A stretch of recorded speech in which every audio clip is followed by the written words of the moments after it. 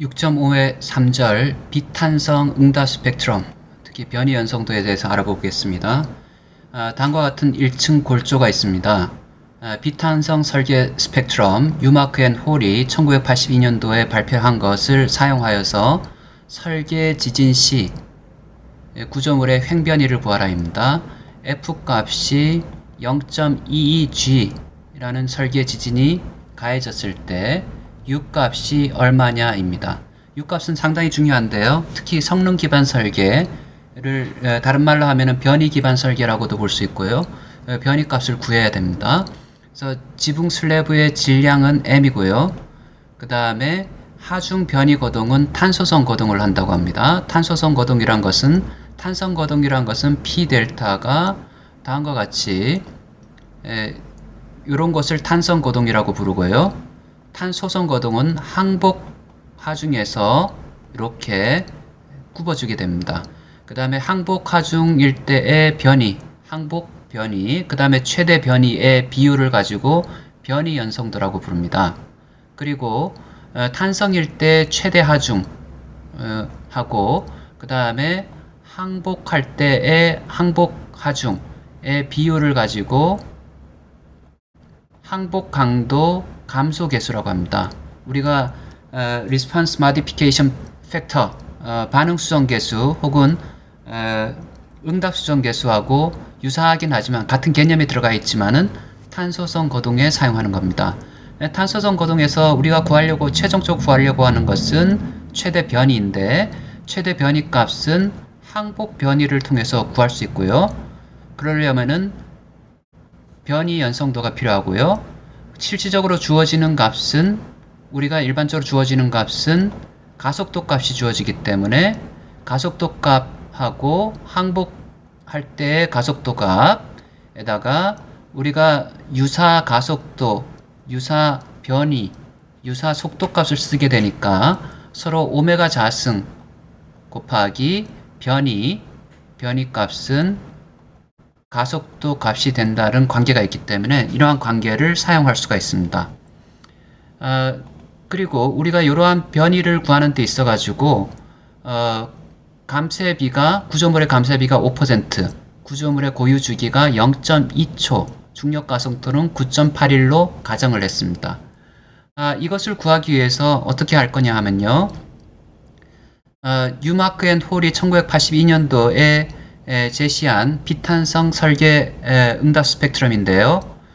이 응답 스펙트럼을 잘 보면요. 다음과 같이 탄성 응답 스펙트럼은 파란색으로 되어 있습니다. 탄성 응답 스펙트럼. 탄성 응답 스펙트럼이란 것은 실질적으로 이렇게 바닥면에서의 증폭이 발생하는 거죠. 구조물에 의한 증폭. 그래서 그 증폭 계수를 각각의 감쇄비에 대해서 설계응답 스펙트럼이니까 중간값에다가 1시그마 84% 안전치 84% 퍼센타일로 해가지고 설계응답 스펙트럼을 작성하게 되는데요.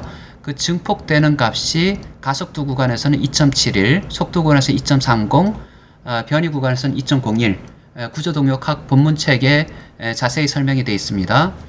그리고 그 컨트롤 포인트라고 해서 각 주기, 꺾이는 포인트에서의 주기 값들이 있습니다. 일반적으로 가속도 일정 구간에서는 주기 값이 0.1초에서 0.6초 사이가 가속도 일정 구간입니다. 대부분 단층 구조물 같은 경우 이렇게 있고요. 그 다음에 그 구조물의 항복 강도 혹은 항복 하중을 넘었을 때 응답이 줄어들게 됩니다. 줄어드는 값은 이렇게 나타나게 됩니다. 지금 하중이 A에다가 매스를 곱해주면 하중이죠. 그래서 요 루트 2 μ 마이너스 1 요것을 가지고 좀 전에 얘기했듯이 R 항복 강도 감소 계수라고 합니다. 우리가 그래서 탄소성 거동일 때의 항복 강도 하중의 비율을 가지고 RY Yield Strength Reduction Factor 그 다음에 변이의 비율을 가지고 뮤, 덕틸리티 레이셔 해가지고 최종적인 우리가 구하려고 하는 변이 기반 성능 설계에서는 UN 값은 우리가 가속도 값에다가 그것을 변이 값으로 바꿔주고 그 다음에 변이 응답계수 를 곱해줘가지고 증폭시켜주고요. 변이 연성도 그 다음에 연성도 항복에 의해서 응답이 줄어드는 값을 ry 값을 나눠주게 됩니다. ry 값은 어떻게 되냐면요. 루트 2μ 마이너스 1이 됩니다. 이런 것은 서로 에너지 일정의 법칙입니다. 이쪽 면적하고 이쪽 면적이 서로 같다라는 가정하에서 구한 뉴마크 앤 홀이 탄소성 가정에서 구했습니다. 실제로 높은 건물 같은 경우, 장주기 같은 경우에서는 변이 일정 법칙에 의해 가지고 구하고요. 일반 건물 같은 경우는 에너지 일정 법칙에 의해서 구합니다. 자세한 설명은 본문에 되어 있습니다. 그래서 제일 처음에 구하는 것은요. 탄성 설계 응답 스펙트럼에서 좀 전에 파란색으로 나와 있던 거 있었죠. 그 밑에 빨간색으로 나와 있었던 거에서 0.2초일 때의 최대 지진 하중을 구합니다. 그 최대 지진 하중은 좀 전에 얘기했듯이 뉴마크 앤 홀이 5% 감쇄일 경우 응답 스펙트럼을 가속도 일정 구간에서는 2.71배가 증가되는 거죠. 그래서 설계 때의 유효지방 가속도에다가 2.71배를 증가시켜주면은 구조물에 작용하는 하중값이 됩니다. 0.596G. 그런데 0.596G에서 이게 항복 하중값을 다음과 같이 구할 수가 있습니다. 항복 하중값보다 실질적으로 작용하는 하중의 값이 크니까 항복이 발생하게 됩니다. 항복이 발생함으로 인해 가지고 연성도, 즉 이 꺾였을 때의 요것보다 몇 배로 증가하느냐. 그래서 뮤하고 요것에 곱해주는 거죠. 그래서 뮤 값을 구해주게 되는데요. 가속도 일정 구간에 0.2t가 속해 있기 때문에 0.2초가 속해 있기 때문에 다른 얘기는 요쪽에 속해 있기 때문에 요 2뮤-1로 나눠주게 됩니다. 그래서 나눠주게 되면은 항복 하중을 구하고요. 항복 하중과 최대 하중의 비율을 통해서 뮤 값을 구할 수가 있습니다.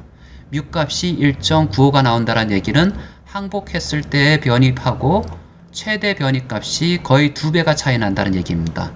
그래서 최종적으로 변이 연성도를 구하게 되면요. 변이 연성도를 통해서 최대 변이 값은 항복할 때의 변이 값에다가 변이 연성도를 곱해주게 되면은 최종적인 최대 변이 값이 나오게 됩니다. 여기서 항복할 때의 변이 값은 항복 하중에 의해서 우리가 좀 전에 이렇게 나왔죠. 여기서 fy, uy 값은 요 관계식에 의해 가지고 요 fy 값을 알게 되니까 우리가 유사 가속도, 유사 변이의 관계식에 의해 가지고 요것을 여기 자승이 빠져 있네요. 나눠주게 되면은 다음과 같이 값들이 나오게 됩니다. 여기도 자승이 빠져 있고요. 해서 값은 같습니다. 확인해 봤는데요. 그래서 3.479mm가 항복할 때 변이 값이고요. 그 다음 거기다가 뮤 값을 곱해주게 되면은 탄소성 상태일 때 6.786mm입니다.